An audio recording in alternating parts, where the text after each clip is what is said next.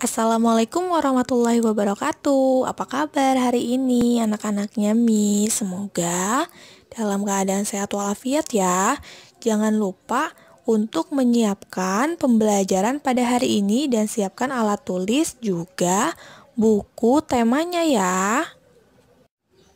Oke, sekarang kita belajar tema 6, mengenal panas dan perubahannya. Subtema 1, pembelajaran 5 dan 6. Mari kita simak ya. Pemuaian dan penyusutan benda. Pemuaian dan penyusutan benda terjadi karena perubahan suhu. Miss, suhu itu apa ya? Oke, suhu adalah derajat panas benda.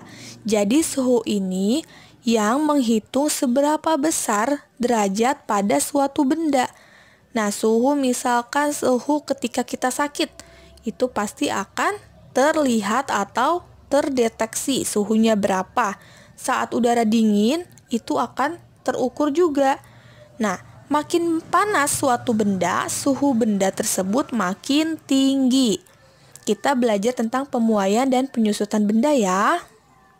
Di sini makanya pengertiannya itu makin panas suatu benda, suhu benda tersebut makin tinggi.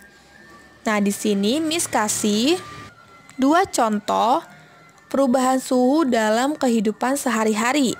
Contoh yang pertama yaitu pemasangan kaca jendela. Di rumah kalian ada kaca kan? Nah, coba nanti kalian perhatikan ya di rumah kalian masing-masing. Coba nanti kalian lihat di rumahnya masing-masing ada jendela. Nah, di situ para tukang kayu, kenapa sih para tukang kayu ini selalu merancang ukuran bingkai jendela sedikit lebih besar daripada ukuran sebenarnya? Kenapa yo? Jadi bingkainya itu yang ada di jendela ya. Kalau misalkan kita buka, itu kan ada kacanya. Nah, yang ada di tiangnya itu atau di dekat tembok untuk memperkokoh jendela itu dinamakan dengan bingkai jendela. Maka ukurannya kan lebih besar. Kenapa seperti itu?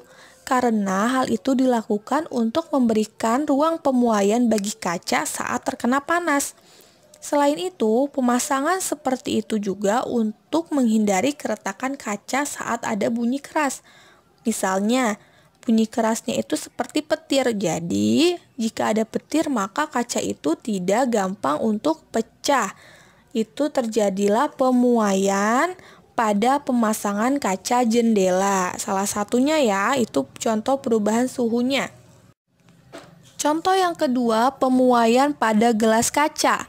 Pernahkah kalian melihat gelas kaca yang pecah atau retak ketika dituang air panas? Nah, kenapa ya seperti itu? Gampang sekali ya, Miss, kacanya atau gelas kacanya retak terkena air panas. Memangnya kalau kaca itu gampang pecah ya, Miss, kalau terkena air panas. Nah, kenapa seperti itu? Karena hal itu terjadi pemuaian yang terjadi pada gelas tidak merata. Oleh karena itu, kalian disarankan agar tidak menuangi gelas basah atau gelas dingin dengan air panas yang baru mendidih. Jika gelas dingin dan air panas yang kita tuangkan ke dalam gelas kaca itu, maka terjadilah sebuah tabrakan, maka akan mengakibatkan gelas kaca itu akan menjadi pecah atau memuai. Atau maksudnya penyusutan benda ya. Jadi gelas kacanya ini tidak dapat menahan panasnya benda yang masuk atau objek yang masuk, yaitu air panas. Seperti itu. Tanggung jawab sebagai warga negara. Nanti kalian lihat di halaman 54 di buku tematik tema 6-nya ya. Apa sih yang dimaksud dengan tanggung jawab?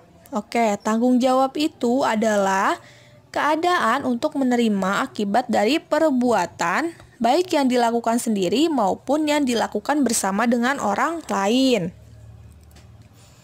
Oleh karena itu, tanggung jawab warga negara berhubungan erat dengan peranannya di dalam masyarakat.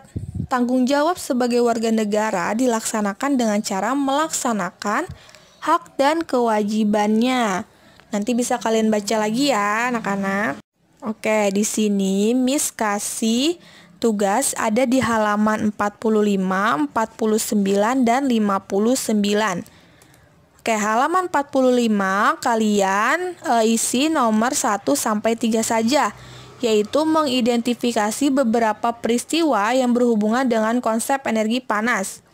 Oke, jika itu benar kalian centang di dalam kotak yang tersedia. Untuk halaman 49, kalian hanya mengisi satu paragraf saja ya yang Miss sudah tandain. Jadi kalian tidak usah menulis atau mengisi semuanya. Jadi satu paragraf saja untuk halaman 49. Dan untuk halaman 59, di sini kalian menggunakan kata untuk melengkapi kalimat. Jadi di sini sudah ada kuncinya. Kalian tinggal pilih saja yang berhubungan dengan jawaban yang ada di nomor 1 sampai 2.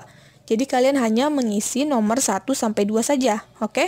Itu aja tugasnya, kalian kerjakan di buku tulis ya.